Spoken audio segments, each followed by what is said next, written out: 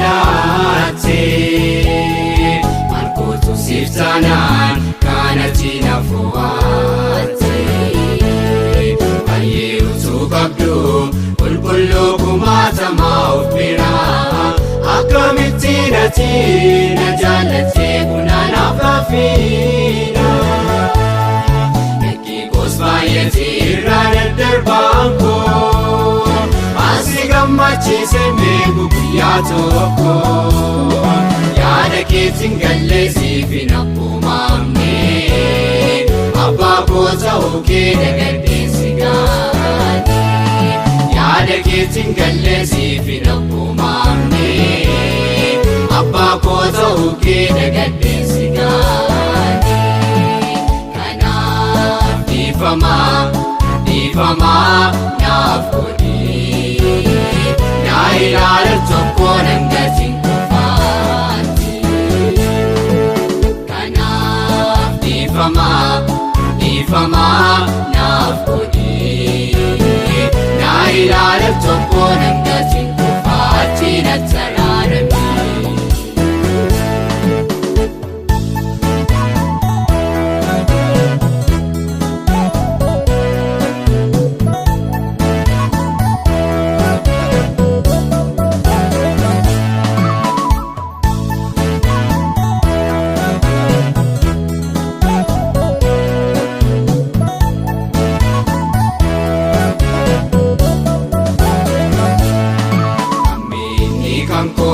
Sitti na fageesse ol jedhee deemuufis ija na laaffise eeyyoon na qabatee mee amma dubbadhu murteeffadheera kana boodaa sitti addaan baa'u yakki koos baay'atee irraa daddarbaan koo asi gammachiise meequ guyyaa tokko yaada keetiin gallee siif hin akkumaamne abbaa koo ta'uu kee dagadhee si gaane yaada keetiin gallee siif hin akkumaamne abbaa koo ta'uu kee dagadhee si gaane kanaaf dhiifamaa naaf godhi tokko nan gatiin kufaatti kanaaf dhiifamaa naaf godhi na ilaalu tokko nan gatiin kufaatti natti araarami.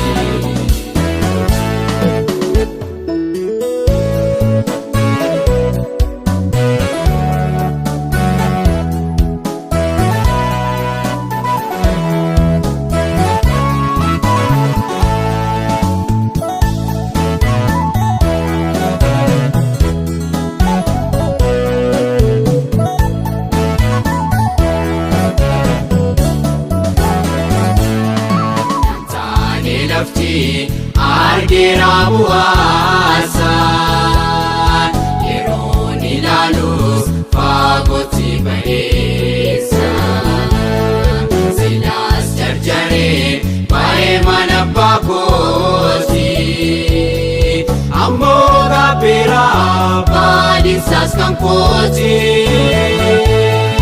yakki koos baay'atee irraa daddarbaan koo asi gammachiise meequ guyyaa tokko yaada keetiin gallee siif hin akkumaamne abbaa koo ta'uu kee dagadhee si gaane yaada keetiin gallee siif hin akkumaamne abbaa koo ta'uu kee dagadhee si gaane kanaaf dhiifamaa naaf godhi na ilaalu tokko nan gatiin kufaatti kanaaf dhiifamaa naaf godhi na ilaalu tokko nan gatiin kufaatti natti araarami.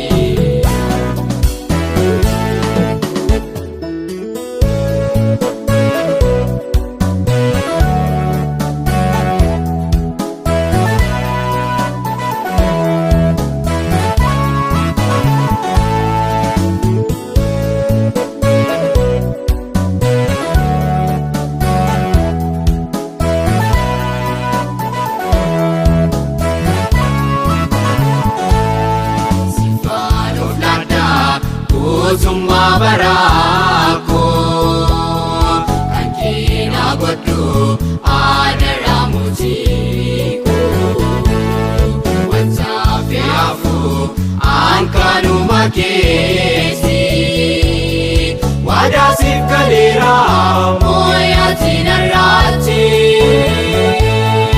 nakki kosfaayete irraa daddarbaan koo asi gammachiisen beeku guyyaa tokko yaada keetiin galleesiif hin akkumaamne abbaa koo ta'uu kee dagaddeessi gaane yaada keetiin galleesiif hin akkumaamne abbaa koo ta'uu kee dagaddeessi gaane kanaaf dhiifamaa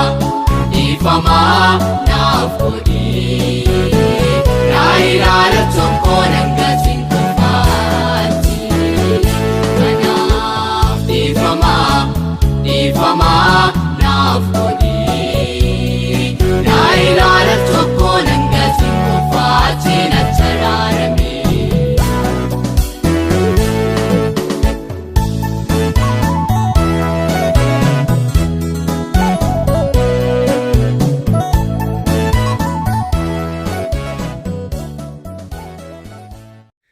Akkam jirtu maatii yuutuubii keenyaa kan taatan hundumtinuu nagaan waaqayyoo akka jirtanitti isin qaqqabuun jedha. Amma faarfannaa baay'ee namatti tolu dhaggeeffatanitti akka gammaddan nan amana. Kanatti aansee immoo sagalee waaqayyoo kan baay'ee nama gargaaruu fi akkasumas jireenya mootummaa waaqaa keessatti nama qopheessuu kan danda'u isiniif qabadheetanii dhufeen jira.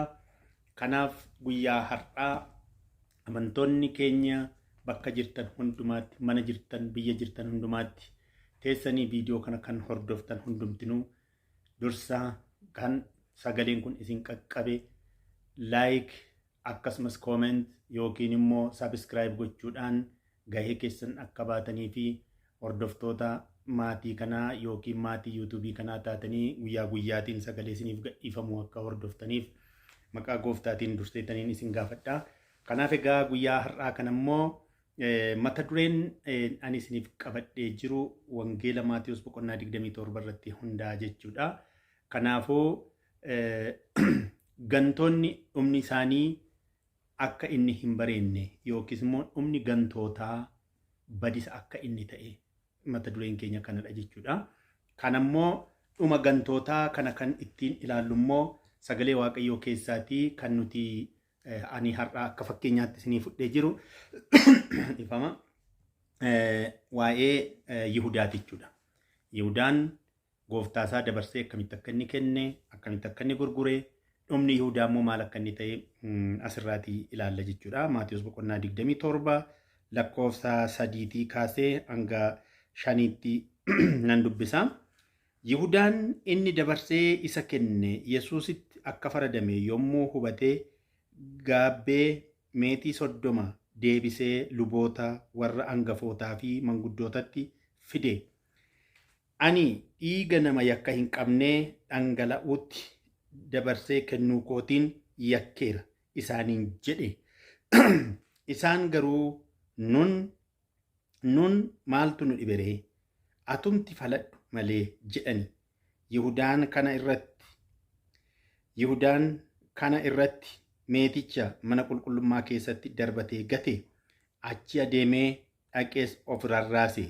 Luboonni warri angafoonni garuu meeticha fuudhanii meetiin kun horii dhiiga namaa dhangalaasise waan ta'eef horii mana qulqullummaatti dabaluun seera miti jedhanii ergasii mari'atanii iddoo awwaala warra ormaaf akka ta'utti lafa namicha suphee dha'u tokkoo ittiin bitan. Kanaaf lafti sun hanga ammaatti lafa dhiigaa jedhamee ni waamama jedha. Waaqayyoon galanni haa ta'u. Obboloota koo bakka jirtan hundumaatti sagalee kana kan dhaggeeffattan ergaan kun ergaa guddaa kan of keessaa qabudha. Ergaan kun ergaa akeekkachiisas of keessaa qabudha. Barri kun bara dhumaati. Barri kun bara itti obboleessi obboleessa ganu, obboleessi obboleettii ganu, namni dabarsee hamaatti wal kennu. Bara kana jira jechuudha. Kun immoo kan inni agarsiisu bara dhumaa ta'uu isaa nutti hima. bara dhumaa kanatti namni maatiin maatii irratti biyyi biyya irratti mootiin mootii irratti akka inni ka'u wangeeluma Maatiyos boqonnaa 24 keessatti yoo dhaqnee dubbifannee baay'inaan argachuu ni dandeenya jechuudha. Kanaafuu Yihudaan maali? Yihudaan eenyu kan jedhu wangeela keessatti jalqabumaa kaasneetoo hubannee baay'ee gaariidha. Yihudaan bartoota gooftaa Yesuus keessaatii tokko ture. Bartoonni gooftaa 12tu jira turan. 12 kana keessaatii Yihudaan isa tokko. Yihudaan ganamas galgalas gooftaa Yesuus duukaa bu'a ture. Maaliifi duukaa buutuu gooftaa keenya Yesuus Kiristoos waan ta'eetiif jechaadha. Yihudaan gaafa Ali'aazaar gooftaan Ali'aazaariin gaafa du'aa kaase bira ture. Biddeen 5 qurxummii 2 namoota 5,000 ol yeroo gooftaan nyaachisee quubsee nyaanni sun irraa hafe hurraansaa irraatii guurame lamaatii 12 ol kan guurame yoggaa ta'e dinqii kana Yihudaan argaa ture. Gooftaan Yesuus bishaan irra yeroo inni deemu argaa ture. Yihudaan kan inni Yesuus irraa hin baranne hin jiru. Waa baay'ee barate. Jaalala barateera. Obboloowwan gidduutti jaalala babal'isuun barbaachisaa akka inni ta'e Yihudaan gooftaa Yesuus irraa barateera. Akkaataa itti Waaqayyoon kadhatan Yihudaan barateera. Akkaataa itti gadi of deebisanii obboleessa ofii jaallatan Yihudaan Yesuus irraa argeera. Sababiin isaa gooftaan keenya yeroo inni ergamoota yookiis bartoota isaaf miila yeroo inni dhiqe akkuman ani gooftaa keessan barsiisaa keessan ta'ee miila isiniif dhiqe gadi of deebisee isinis walii keessaniif gadi of deebisaatii wal kabajaa wal jaalladhaa jedhee yeroo inni ergaa dabarsee fi argeera. Garuu Yihudaan akkamitti waamameera amma dubbiin. Gara Yesuus kan dhufu hundumtinuu inni fayya jireenya bara baraa gala jechuun maal jechuudha? Yihudaan garuma Yesuusitti waame. Dhuguma Yesuusitti waame Yihudaatiin. Jalqabuma gisee inni dhufe jechuudha. Gaafa Yesuusitti dhufee yaa gooftaa sin hordofa gaanni jedhee gooftaan keenya maal jedhe deebii maal laateefi? Simbirroonni man'ee qabu, waangoonis boolla qabu, ilmi namaa garuu iddootti mataa isaa hirkifatu tokkollee hin qabu deebii kenneefi. Warra kaaniin garuu kottaa na duukaa bu'aa jedhe. Jalqaba namaas dhuma namaas kan beeku Waaqayyodha. Waaqayyo jalqaba keenya beeka. Waaqayyo dhuma keenya beeka. Nuyi maal akka taane beekna. Nu beeka. Bor maal akka taanus nu beeka Waaqayyo. Yihudaan bor maal akka inni hojjetu waan beekuuf si duukaan bu'a jedhee yeroo Yihudaan gooftaa gaafate simbirroonni waaqaa man'ee qabu, waangoonis boolla qabu, ilmi namaa garuu iddootti mataa isaa hirkifatu hin qabu jedhee deebii kenneefi. Akka warra kaanii koottu na duukaa bu'iin jenne. Guyyaa biraa hoo Yihudaan maal hojjeteera? Yesuus irratti jaalala akkamii qaba? Ilaalcha akkamii qaba jennee too fudhannee ilaalle? Maariyaam shittoo baay'ee fooliinsaa namatti tolu miila isaatti dhangalaastee yeroo isheen mataa isheetiin rirriistuu fi Yihudaan maal jedhe Yesuusitiin argeeraam inni gaafas. Shittoon akkas gati jabeessa ta'e kun miila namaatti dhangala'ee inni miila namaatti dhiqan kun otoo gurguramee hiyyeessotaatiif kennamee waan guddaa ture jedhee deebise.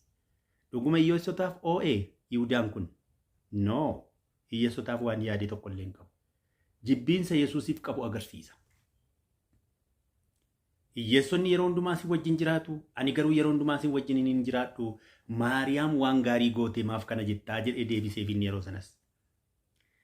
Gaafa sana jibba isaa agarsiise Yihudaan Yesuusiif akka inni jibba qabu nama Yesuusitiin dabarsee kennuuf ka'e ta'uusaa keessa isaatii kan inni baafate jibba isaa gaafasidha. Kana gooftaan nu beeka. Kanaafi yeroo inni si duukaan bu'a gaanni jedhee sana waan dura darbate sanas beeka inni. Waan gara fuuldaatti godhus beeka gooftaan. Simbirroonni man'ee qabu, waangoonis boolla qabu, ilmi namaa garuu iddootti mataa isaa hirkifatu hin qabu inni jedheefi bor dabarsee kan na kennu sidha. Yoo na duukaa buuteyyuu ati dabarsitee na laattaa.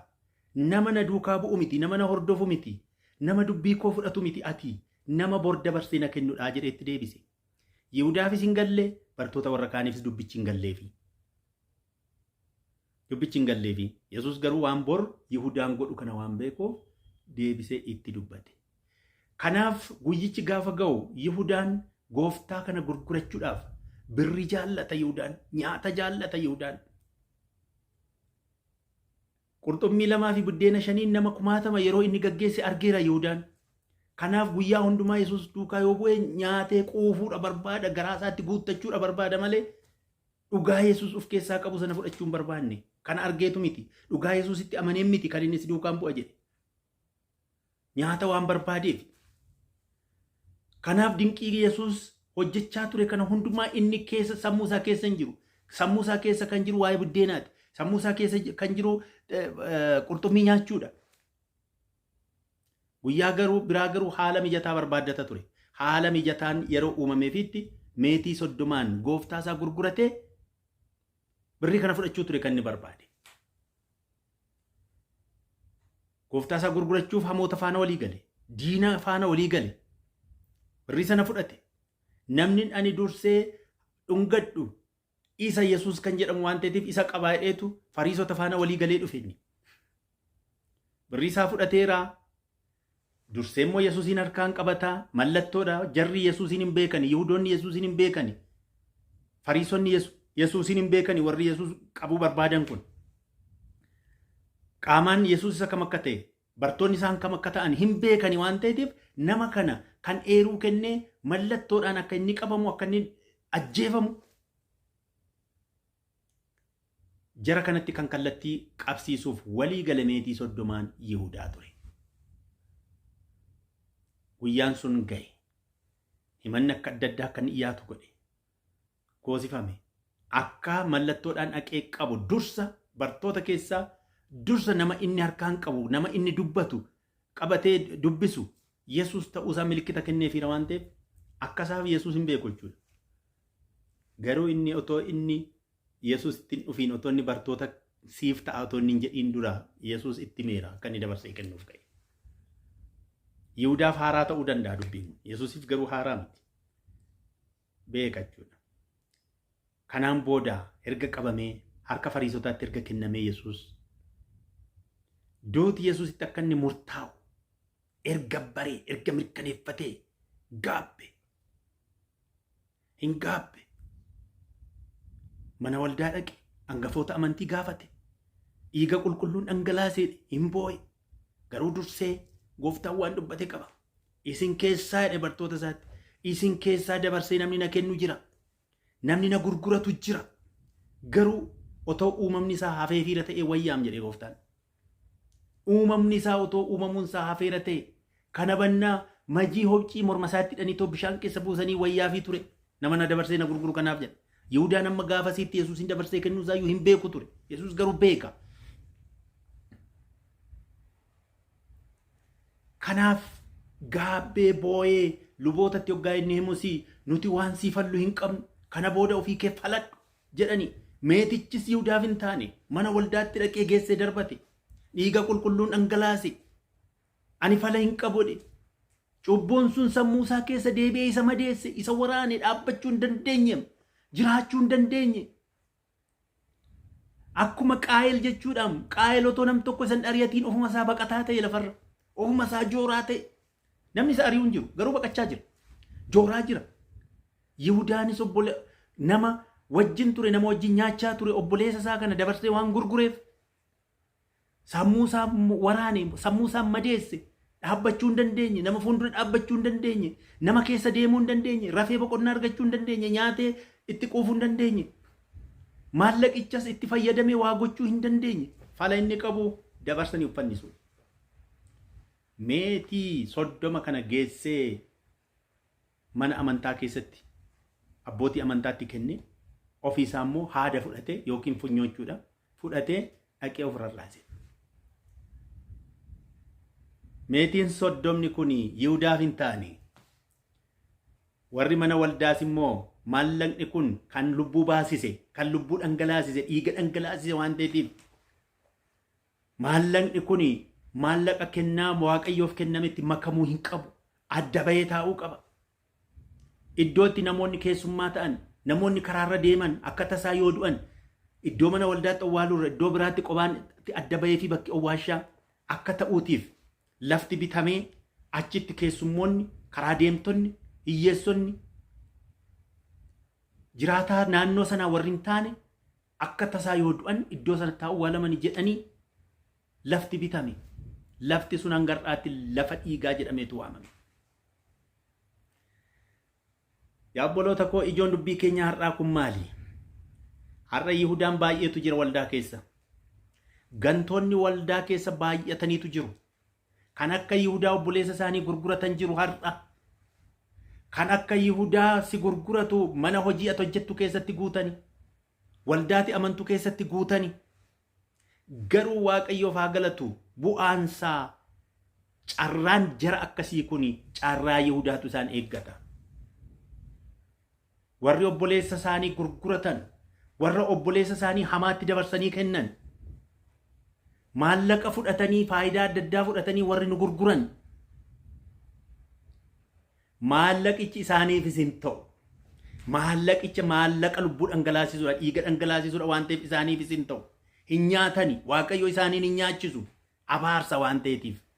Faayidaa arganna jedhanii isaan fiigan kun faayidaan kunis isaaniif hin ta'u. Waaqayyo salphinatti dabarsee isaan kenna. Waldaa nuti amannu keessatti warri nu ari'atan akkuma Yihudaa carraan isaan qaqqabu badisa.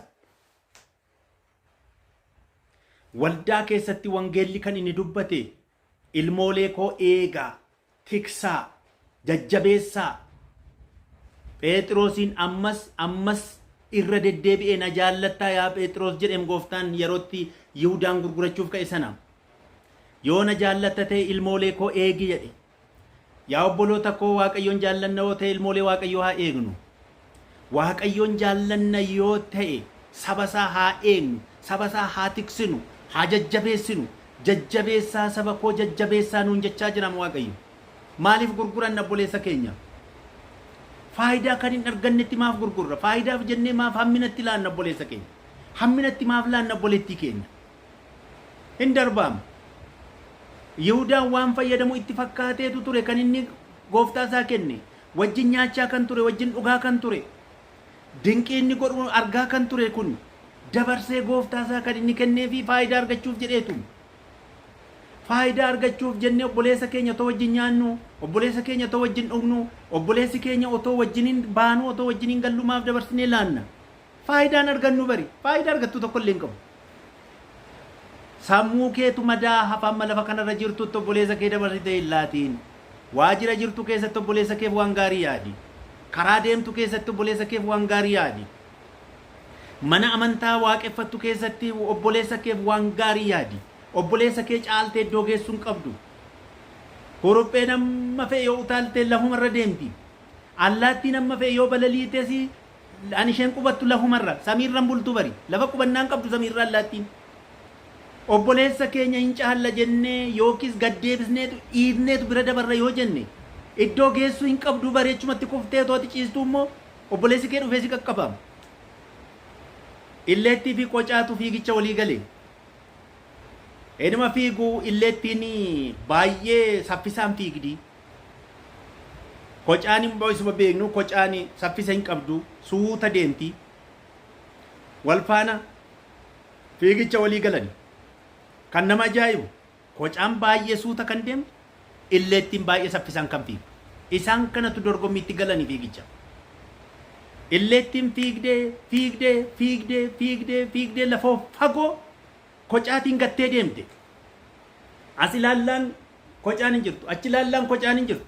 Kana booda mo'adheera. Qocaan kana booda nan qaqqabdu. Takka ishee aara galfadheetaniin rafeen yeroo qocaan natti hiiqxu immoo iddoo daangaa taa'ame sana darbeetaniin badhaasa fudhadhattee jaarte. Kanaan booda tuma fiigdee aara galfatte, hirrafte, hirribni ishee fudhate. Qocaan isheen dhufti, bira dabarti, qaqqabdi jedhamtee yaadamne kun garuu ni dhufte. Otoo illeettiin raftu bira dabarte dhaqxee badhaasa fudhatte. Yaa obboleessa koo hammam saffisnee yoo fiigne iyyuu homaa gannee iddoo geenyu hin qabnu. Hangam saffisa yoo qabaanne iyyuu obboleessa keenya inni duuba keenya jiru immoo hammam suuta yoo deeme iyyuu gannee badaa fagoon deemnu tarii nu bira darbuu danda'a. Akka Yihudaatti wal gurguruun mana waldaa keessattis ta'e bakka kamittiyyuu gaarii miti waan ta'eetiif kanaafuu bakka jirru hundumaatti waan gaarii waliif haa yaannu. faayidaa argachuuf meetiitiin obboleessa keenya yoo gurguranne dhiigni isaa nurraati gaafatamaan bari. Yihudaan uffanni see mowwaashayyuun arganne foonsaa sareetu nyaate bari. Obboleessa keenya yoo akkas goone dhumni keenya akkas ta'a. Qaayel baqataa jooraa hafe sanyiin qaayel baay'atee har'as jiraatus iddoo ga'e hin qabu hinuma badaa jira. Dhumni keenya idduma tokko. Waan gaarii yaayaan. Kanaafuu ergaan koo har'aa kun hanga fe'e faayidaa argachuuf obboleessa keenya waan hamaatti dabarsinee kennuun nutti haa hafu. Obboleessa keenyaafis gaarii haa yaannu. Dhumni keenya fokkisaa ta'a. Obboleessa keenyaaf hamaa yaanna yoo taane akka qaayel adeemsa qaayel yoo deemne adeemsa Yihudaa yoo deemne otoo wajjin nyaannu otoo wajjin dhugnu otoo wajjin deemnu otoo wajjin oollu otoo wajjin hojjennu mana waldaa tokko keessatti otoo waliin waaqeffannu obboleessa keenya irratti immoo waan hamaa yaanna yoo taane akkuma gooftaan Iyesuus jedhe isaaf wayyoo morma isaatti dhagaa hidhanii otoo laga keessa buusanii wayyaa yookiin dhaloonni isaa otoo hafe jedha waan ta'eetiif obboleessa keenya gufachiisuun obboleessa keenya gotonnee duubatti hambisuun hafee obbolaa keenya faana wal qabannee gara jannataatti akka galluuf Waaqayyo gooftaan nu haa gargaaru. Jannanni bal'aadha obboloota koo. Nugaa homaa rakkoon qabu. Nutti hin dhiphatu. Daangaan koo as gaachi gaa jechuun hin jiru machitti. Gaafa jannatatti galamu abalutu caalaa abalutu immoo guddaadha abalutu xiqqaadhaan hin jiru. Abalutu sooressadha abalutu hiyyeessadha jechuun hin jiru.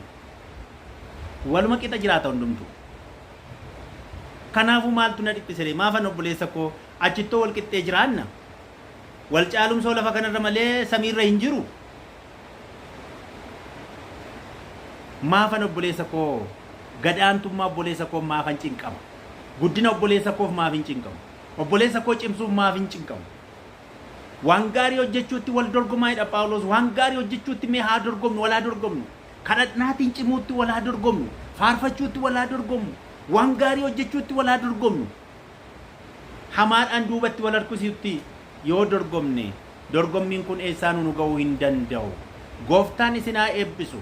Kanaafuu warrumti har'a gara YouTube kanaatti dhuftan ammallee irra deebi'ee subscribe gochuudhaan maatii YouTube kanaa taatanii guyyaa guyyaatti ergaan isiniif darbu akka isin qaqqabuuf maatii akka taataniitiif ammallee kana ga'ee keessan baatanii komentii yoo gootan yaada yoo laattan gaaffiin isii yoo jiraate yoo nu gaafattan walirraa baranna wal barsiifna walirraa baranna. Kanaafuu har'a ergaan jiru walirraa barachaa wal barsiisaa gara mootummaa Waaqayyootti wal harkisnee akka deemnuutiif gooftaan nu haa gargaaru. Eebbifamaan isiniin jedhaa. Har'aaf asitti nu ga'a torbee dhufamma wal agarrutti gooftaan isin wajjin haa ta'u. Nagaan koo isiniif haa ta'u. Nagaan Waaqayyoo isiniif haa baay'atu jedha.